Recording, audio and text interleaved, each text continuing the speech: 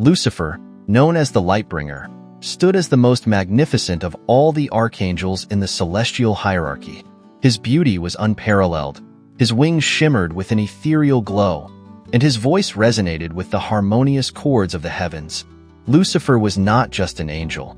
He was the embodiment of perfection and splendor, a living testament to the creative power of God. Among the celestial beings, he held a position of great honor, responsible for guarding the throne of God and leading the heavenly host in songs of praise. In the celestial realms, Lucifer's role was of utmost importance. He was tasked with maintaining the order and harmony of heaven, overseeing the cherubim and seraphim, and ensuring that the divine will was executed flawlessly. The other angels revered him, looking up to him as a leader and a source of inspiration. His radiance was so bright that it was said he illuminated the entire heavenly court, bringing light to even the darkest corners of the cosmos. But within this brilliance lay the seed of his eventual downfall. As Lucifer carried out his duties, a sense of pride began to take root in his heart. He started to marvel at his own beauty and power, wondering why he, with all his glory, should serve another. This pride slowly grew into a desire for something more, something that would place him above all others, even God. How art thou fallen from heaven, O Lucifer, son of the morning? How art thou cut down to the ground, which didst weaken the nations? Isaiah 14 verse 12. This inner conflict marked the beginning of Lucifer's journey from the Lightbringer to the Prince of Darkness. Lucifer's ambition became an all-consuming fire. He began to believe that he was deserving of God's throne, that he alone was fit to rule the cosmos. This thought festered and grew, turning his once pure heart into a well of darkness. He started to gather a group of angels who shared his discontent, whispering to them about the possibility of a new order, one where they would not be subservient but sovereign. This rebellion, born from the brightest of lights, was destined to cast the darkest shadow upon creation. As Lucifer's pride grew, so did his ambition. He looked upon his own reflection in the crystal rivers of heaven and saw not just an angel, but a potential ruler. The thought of sitting upon the highest throne became an obsession. For thou hast said in thine heart, I will ascend into heaven. I will exalt my throne above the stars of God. I will sit also upon the mount of the congregation, in the sides of the north. Isaiah 14 verse 13. This burning desire for power was the spark that ignited the flames of rebellion. Lucifer began to see himself as the rightful heir to the throne, not as a servant of God.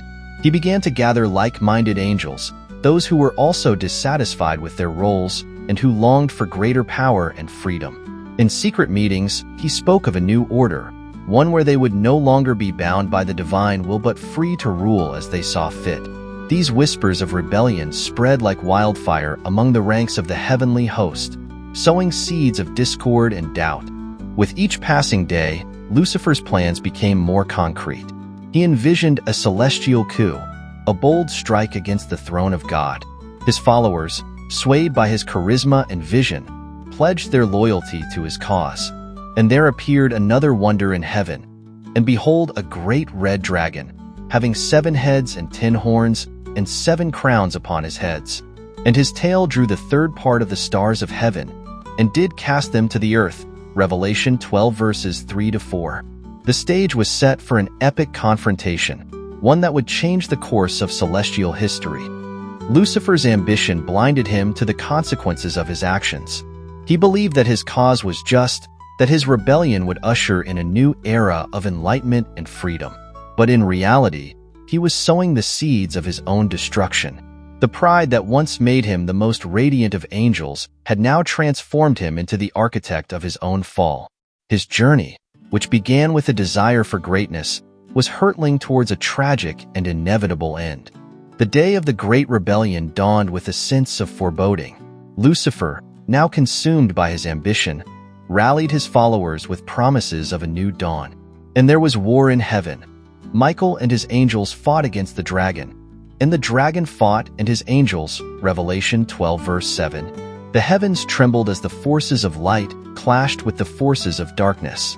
Lucifer, in his radiant but corrupted form, led the charge against the throne of God, determined to seize the ultimate power.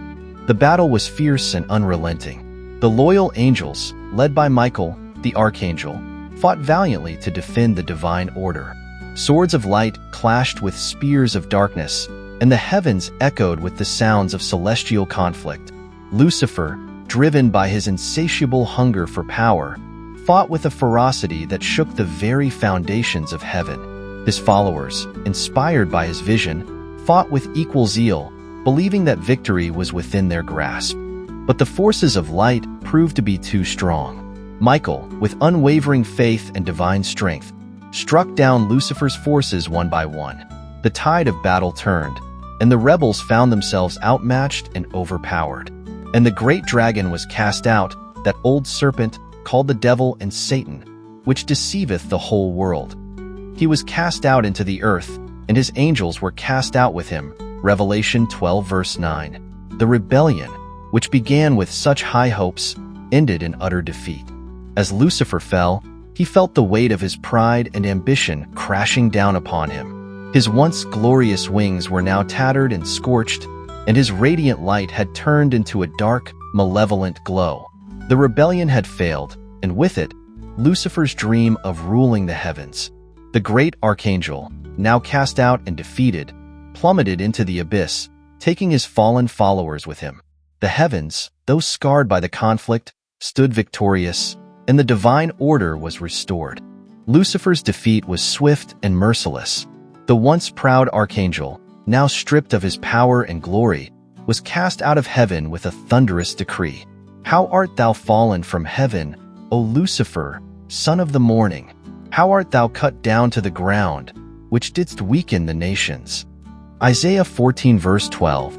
The celestial gates closed behind him, sealing his fate and marking the end of his rebellion. The light that once illuminated the heavens was now a distant memory, replaced by the darkness of his new existence. As Lucifer fell through the void, he felt the full weight of his hubris and the consequences of his actions.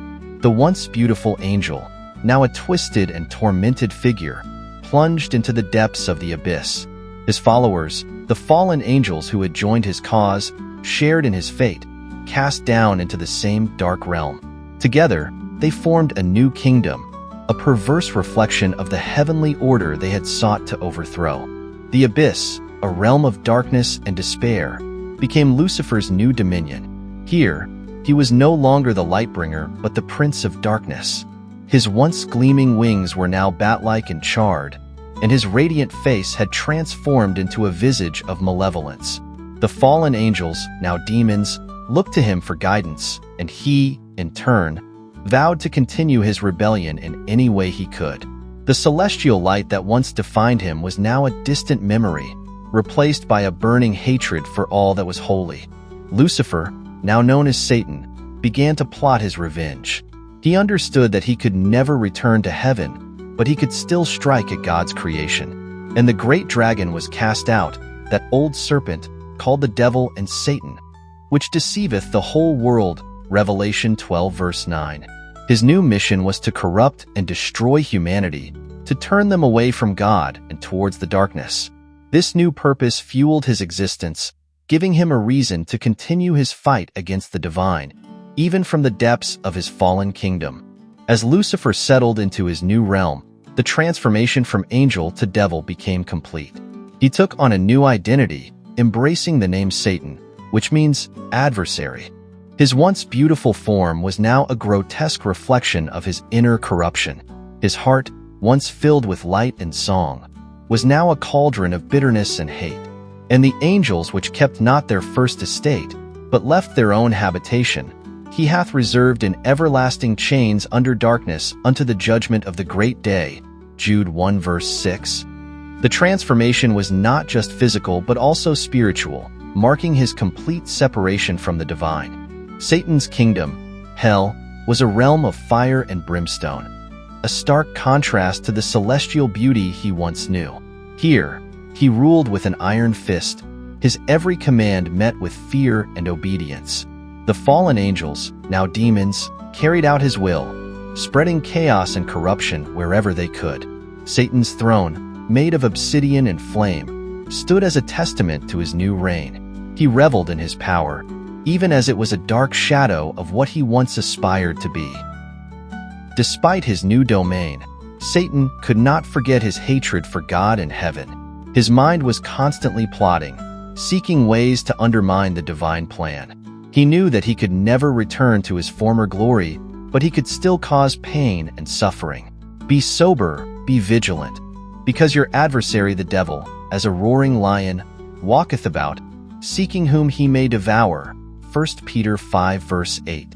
His vengeance was unending, his desire to corrupt God's creation driving his every action. Satan's influence began to seep into the mortal world. He tempted and deceived, leading souls astray and away from the light.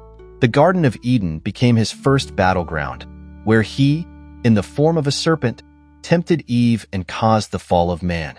This act of defiance against God set the stage for his eternal struggle against humanity. His transformation into Satan was now complete, and his mission clear: to corrupt, deceive, and destroy all that was good and holy. From the shadows of his dark domain, Satan's vengeance took shape. His first target was the newly created humans, Adam and Eve, in the idyllic Garden of Eden.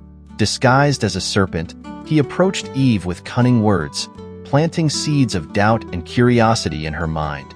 Now the serpent was more subtle than any beast of the field which the Lord God had made. Genesis 3 verse 1. With promises of forbidden knowledge and godlike power, he led her to eat the fruit from the tree of knowledge, thus initiating humanity's fall from grace. The repercussions of this act echoed throughout history. Adam and Eve's disobedience led to their expulsion from Eden, bringing sin and death into the world. Satan's triumph in the garden marked the beginning of his relentless campaign against humanity. He reveled in their suffering and continued to weave his dark influence into the fabric of human existence.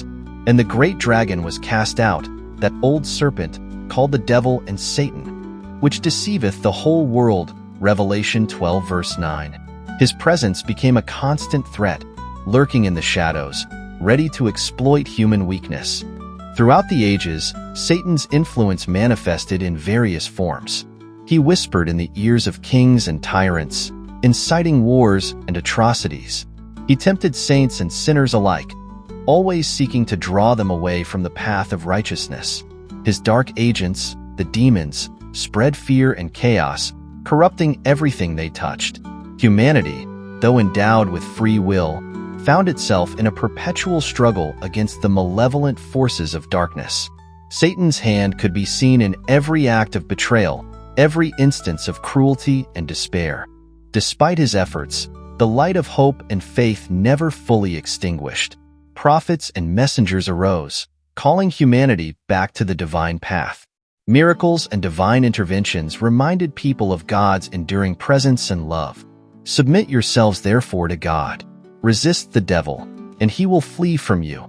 James 4 verse 7. This eternal struggle between good and evil, light and darkness, became the defining narrative of human existence. Satan's influence, though powerful, could never completely overshadow the divine light that continued to shine in the hearts of the faithful.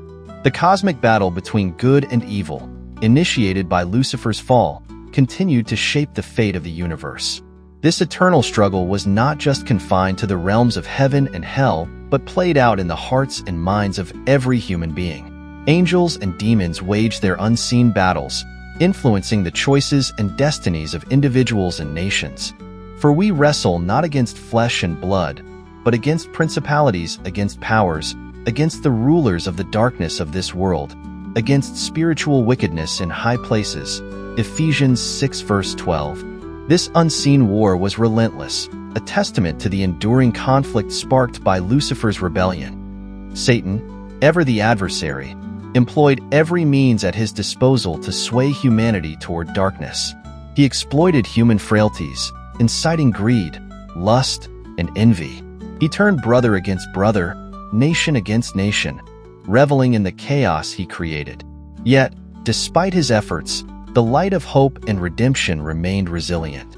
Prophets and heroes rose up, guided by divine inspiration, to combat the forces of darkness.